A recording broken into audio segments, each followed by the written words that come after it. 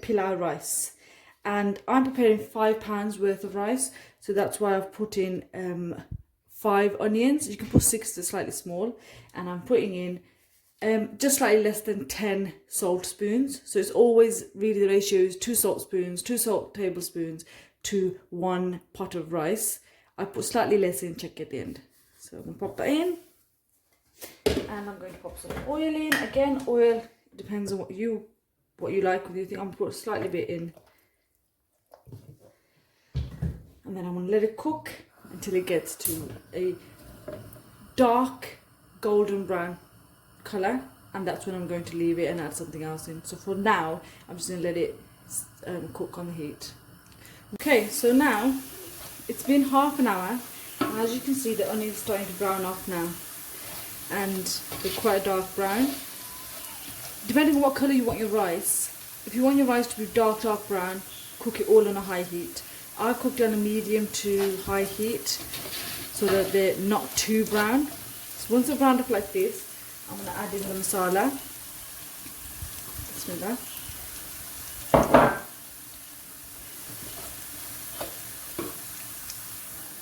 Okay, so I'm going to mix it around and cook it for 2 or 3 more minutes.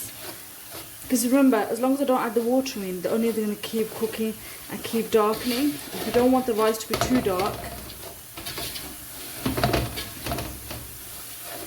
At this point, I've cut up 2 tomatoes very thinly, slit 4 green chillies, and about 4 cloves of garlic I've mashed up like a paste. I'm going to add them in now. Mix them in. I'm adding the chicken as well. I've added in the chicken. I've ordered niblets, and I always order, hopefully you can hear me, I always order, if I'm making £5 rice, I order £7 niblets, because for the nature everyone gets some.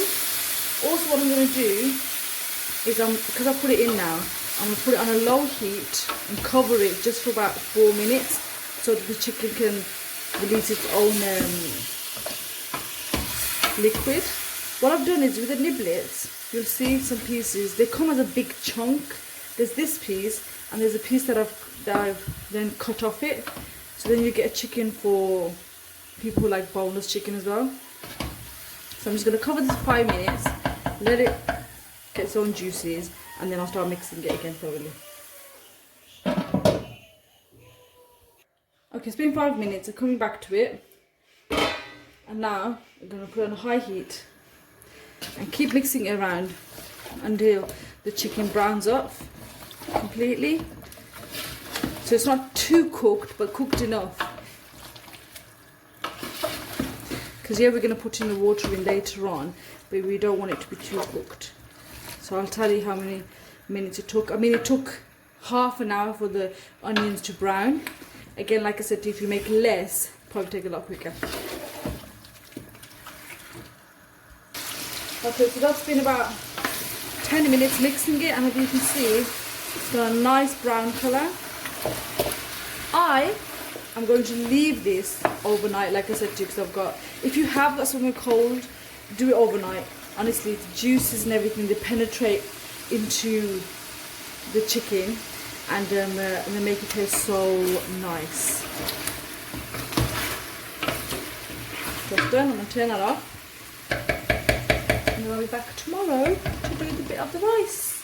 If you are doing it all today, by now I would have put the rice in with water, exactly how I told you to prepare it with the biryani, so that it can stay in there soaking for at least an hour. Okay then, I'll see you tomorrow. Okay, so it's Eid morning now, they're a bit cool.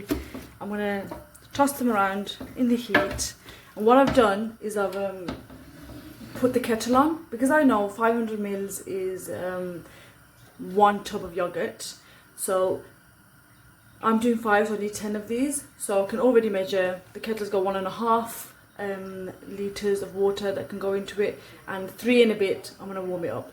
And it's a lot easier if I warm up the water first and then just pop it in that way, because if I wait for the water to get warm, that's going to take a lot longer. Okay, so now it's warmed up. I can add in the water. Bismillah. Once I put the water in, I'm going to wait for it to come back to the boil before I add the rice in. Okay, so now it's come to the boil. I'm going to put the heat down and I'm going to add in, Bismillah, the rice.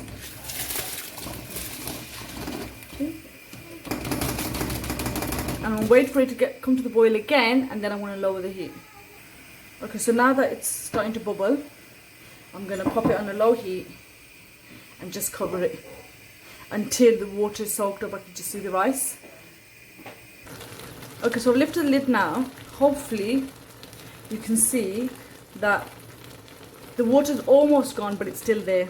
What I'm going to do now, I'm going to cover it. I usually prefer covering with carry bags. I'm going to cover it with foil, and then I'm going to pop it on a low to medium heat, so like S or gas mark 1 in the oven, and then and leave it on a heat, and then just turn it around after 5 minutes in the oven so that both sides get the right amount of heat, and then they'll be done.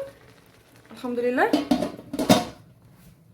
So I've taken it out now, 5 minutes on each side, and alhamdulillah, look how nice they are, and the grains are so nice and long.